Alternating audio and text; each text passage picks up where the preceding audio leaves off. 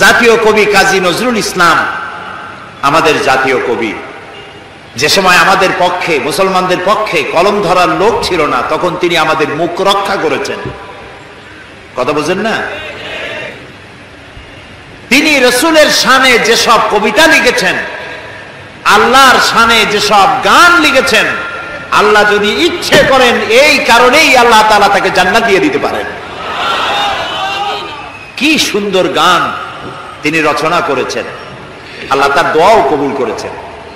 তিনি প্রার্থনার একটি গান বানিয়েছিলেন নিজের জন্য, মসজিদেরই পাশে আমার কবর দিও ভাই, যেন সকাল সন্ধে মুয়াজ্জিনের আজান শুনতে পাই।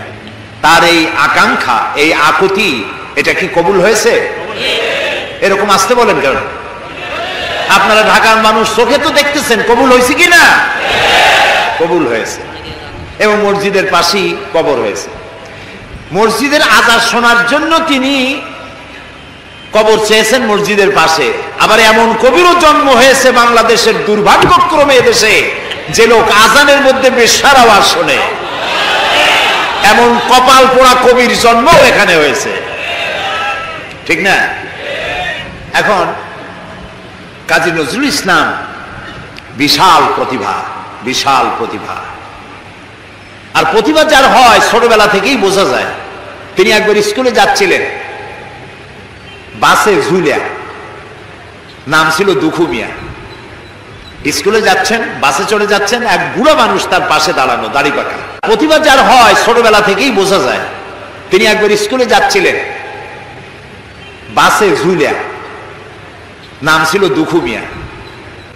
স্কুলে যাচ্ছেন, বাসে চড়ে যাচ্ছেন, এক বুড়া মানুষ তার পাশে দাঁড়ানো, দাড়ি পাকা। কাজী নজরুল ইসলাম তখন বোধহয় 4-5 ছাত্র হবেন। তিনি ওই বুড়া মিয়াকে জিজ্ঞেস করছেন, চাচা আপনার বয়স কত? এখন চাচার মেজাজ খারাপ হয়ে গেছে, স্বাভাবিক। ছোট্ট ছেলে যদি আপনার বয়স জিজ্ঞেস করে, মেজাজ খারাপ হবে না? রাগ করে বলছে যে আমার বয়স কত, তা তোমার দরকার কি? কয় না চাচা, একটু জানতে চাচ্ছি আপনার বয়স কত। তো বেচারা বলেছে আমার বয়স 60 বছর তো পার হয়ে গেছে।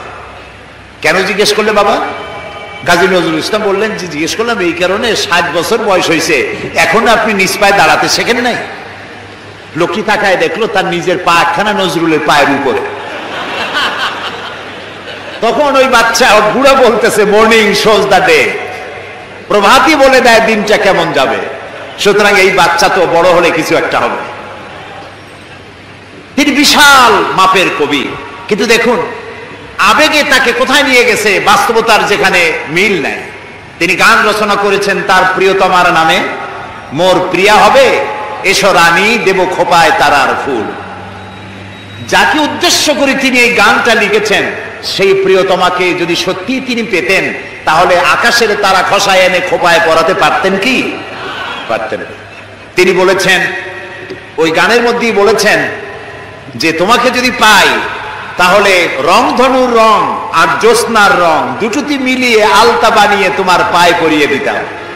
আছে না গানে? জ্যোৎস্নার রং দুটোতে মিলিয়ে আলতা বানিয়ে তোমার পায়ে পরিয়ে দিতাম। আছে না গানে? সত্যি যদি ওই প্রিয়তমাকে তিনি লাভ করতে পারতেন, তাহলে রংধনুর রং আর জ্যোৎস্না মিলিয়ে আলতা বানাইতে পারতেন। এই কথাগুলি হচ্ছে কবিরা কবিতা লিখতে গিয়ে আবেগ প্রবণ হন, আবেগের উচ্ছ্বাসে যা লেখেন বাস্তবতার সাথে তার কোনো মিল থাকে না।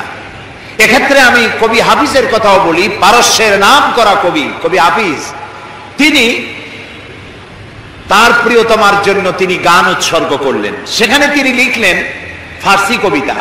তার অর্থ ছিল এরকম যে আমার প্রিয়তমার লাল গালের উপরে একটি কালো তিল আছে। প্রিয়তমার লাল গালে একটি কালো তিল আছে। এই তিলটি যদি আমি লাভ করতে পারি, এটি যদি আমি পাই, তাহলে সামারকান্দ এবং বুখারার মতো রাজত্ব আমি বিলাই দিতে পারি। তখন সামারকান্দ এবং বুখারার রাজা ছিলেন তৈমুর লং। তৈমুর লং এই গান শুনিয়া পুলিশ পাঠায় দিল, ব্যাটারে ধরে নিয়ে। হাফিজ তো প্রমাদ গুনলেন এবং বুঝতে পেরেছেন তাকে ধরতে পুলিশ পাঠানো হলো কেন। তিনি পথে পথে গানটারে উল্টায় ফেলাইলেন। বাদশার দরবারে হাজির তৈমুর লং জিজ্ঞেস করলেন, হাফিজ তুমি তোমার প্রিয়তমার প্রেমে পড়ে গলায় দড়ি দিয়ে মরো, আমার রাজত্ব বিলায় দিতে পারো, তোমার প্রিয়তমার তিলের কারণে এই অধিকার তোমার কে দিল? হাফিজ বলছে, জাহাপানা আপনি কি শুনেছেন? শুনেছি তোমার কবিতার শেষ লাইন আছে সামারকান্দ ওয়া বুখারা।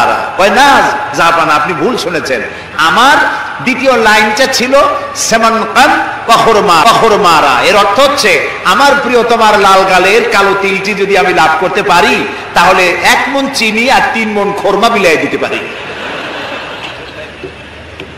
এখন আমি এই কথাগুলি শোনালাম এই কারণে যে কবিত্ব একটি প্রতিভা নিঃসন্দেহে, কিন্তু কবিরা আবেগপ্রবণ হন, উচ্ছ্বসিত হন, আবেগে এমন সব কথা বলেন যা বাস্তবতার সাথে মিল নাই। এই জন্য কবি আর নবী এই দুটির মধ্যে পার্থক্য হচ্ছে আকাশ আর জমিন।